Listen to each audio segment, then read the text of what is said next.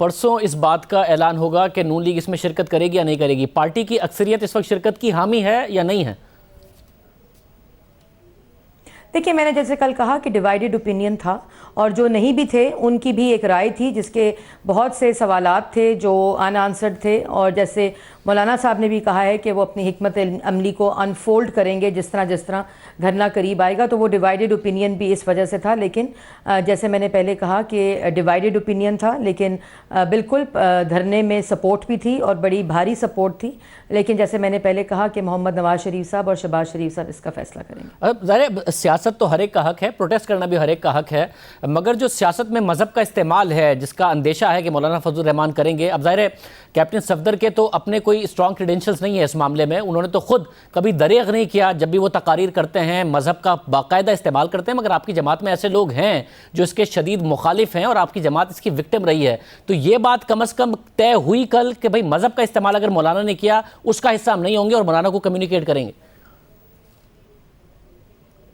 देखिए शाहजेब, कौन सा मज़हब का इस्तेमाल है जब कहा जाए कि फ्री एंड फेयर इलेक्शन हो?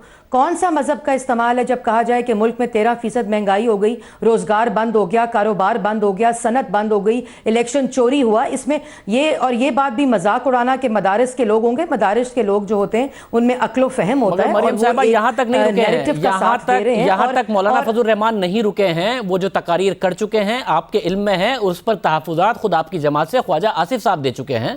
तो तहफ़्फ़ुज़ात आपकी जमात में है जो पब्लिकली अवाम में भी सामने आए हैं। सियासत में वो उसके ऊपर आपकी पार्टी ने फैसला किया है या नहीं किया? मैं ये कह रही हूं कि सियासत में मजहब का इस्तेमाल मेरे समेत पाकिस्तान मुस्लिम लीग नून में अक्सरियत इसको कभी भी वेलकम नहीं करेगी।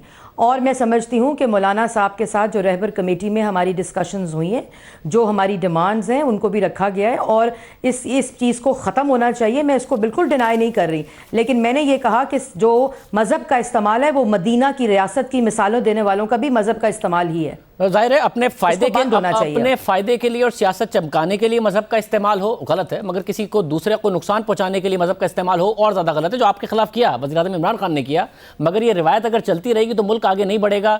आप लोग आज करेंगे, कल कोई आप लोगों के खिलाफ करेगा, तो इसके रोकने का तयन कर लिया है नून लीग ने कि वो नहीं होने देंगे।